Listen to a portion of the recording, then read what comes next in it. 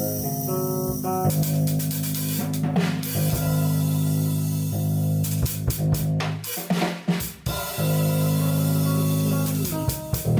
the car's interior came into view again, it seemed like something was wrong. Everything appeared to be turned upside down. Elena was so overwhelmed with repulsion and disoriented by what she had just seen. She didn't initially comprehend that Bamford had pushed her down onto her back on the bench seat of the roadster and was climbing on top of her. Evidently he had finally realized he was in a lucid dream, and, considering that none of this was real and there would be no consequences, it seemed to him an opportune time to try and have sex with Elena. Overcome with disgust and unable to make sense of what was happening, the words came to her without thinking. "You wimpy little boy. What is it you're so fucking afraid of?" As her scream reached its peak, everything else in the car became deathly quiet, and to her astonishment, Bamford froze. Looking down over her, his eyes squinted in bewilderment and then opened slightly with suspicion, before quickly becoming wide with murderous rage. "You bitch. You're in my head." The two of them locked eyes silently for a split second before his hands went around her neck and he began strangling her. "I'll kill you, you goddamn." But the next word was caught in his throat when every drop of breath was pulled from his body and he was writhing in ungodly pain, with a nauseating ache rising in his stomach from her knee mercilessly crushing his balls. Never having felt this kind of pain herself, Elena doubled over and couldn't move for a moment and barely managed to climb over him to reach the wheel. "I need to end the routine now and get him back into a holding state before he recovers." Seeing an off-ramp appear up ahead, she was getting ready to exit when suddenly the door window shattered and a hand reached into the car from outside of the dream, dragging her violently out of the vehicle. "Garage!" Elena heard Bamford's slurring, half-conscious yell echo in the crystal chamber and opened her eyes as she was yanked out of her reclined position in the operator's seat and thrown the 5 feet down to the floor, causing her elbow and the side of her face to hit the metal grating very hard. Before she could come to her senses, a hard kick to her side forced flipped her over onto her back and he was on top of her trying to get her hands pinned behind her. "You drugged me. You goddamn rebel traitor. I'll kill you. I'll fucking kill you." As Elena fought desperately to keep her hands free, she thought of the button in the operator's seat, now far out of reach above her, which could notify her assistant to come into the room. She tried to get her foot against something to give her some leverage to move under his weight, but it was useless. Despite her writhing and twisting, he eventually succeeded in securing both of her hands, and an awful feeling of hopelessness began to settle over her as she felt herself becoming utterly exhausted.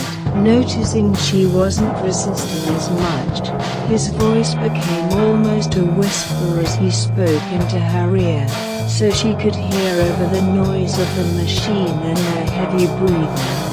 "There, that's it. There's no need to fight now.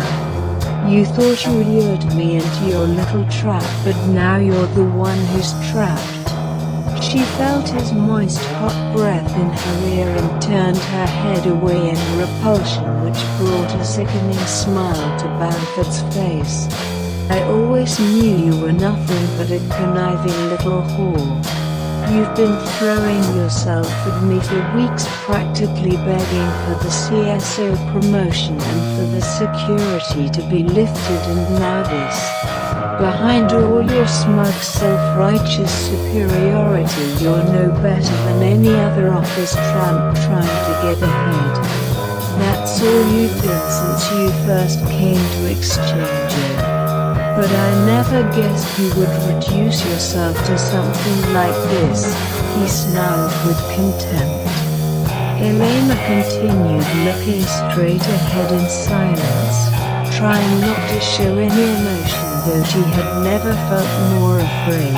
He could see she was holding back tears, and he laughed at her patronizingly. Poor Elena. How does it feel to throw everything away for nothing? Whatever you think you just saw in there, it doesn't matter. No one will ever know because you're not leaving here alive. Yes, I'm going to kill you here inside your own goddamn machine. There's something poetic in that, isn't there? Now panic took over and she again began frantically trying to escape, easily overpowering her. He laughed and taunted her as she struggled helplessly. You always thought you deserved a seat at the table, but you didn't want to have to play the game like everyone else. You couldn't swallow your pride and learn to compromise like an adult, so you thought you'd just get rid of me. It had to be all your way or nothing. Well, you're getting nothing. Elena sounded almost hysterical as she yelled back at him while trying to hold back sobs. What game are you talking about, you piece of shit? Human trafficking? Blowing people up? There's no compromise with people like you. You're a monster. Zarganov was in your way just because he had principles and morals, basic human decency.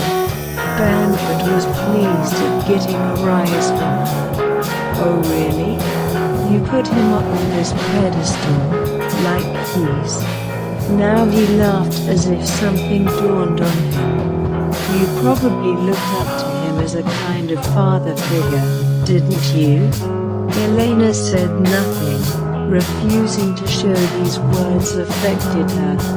Then Banford laughed uproariously and mockingly. Yes, you didn't you? I can't believe I never thought of it before. How pathetic. Little girl's parents die, so she latches onto her boss as some kind of surrogate daddy. Do I have that right? I hate to be the one to break it to you, but he wasn't the humanitarian you think he was. Anything you could accuse me of, he was complicit in. Now Elena's anger was beginning to overpower her fear. You can't think of any other way to justify yourself than to drag someone else in the mud. You may have schemed your way into his job, but you'll never have the respect people had for him. Zarganov will be remembered as a great man. And you? You'll always be known as just a cowardly, slithering little clown. There's nothing you could say that could lower him to your level, you disgusting pig. Oh no? He laughed gleefully at Elena. Well, let me tell you about your daddy and his principles. He saw the original report from the audit, Elena. He knew everything that was going on with the sourcing in Europe. He knew a lot worse than that, believe me. And he was more than happy to turn a blind eye and let it all go on happening. Elena was stunned. But he told me he wasn't going ahead with renewing the contract or expanding it. That's why they killed him. That was only after you threatened him to go public with it, you meddling cunt. Before that he had all but agreed to move forward. As long as the financials continued to look good for the investors, your hero didn't give a fuck about what was happening to those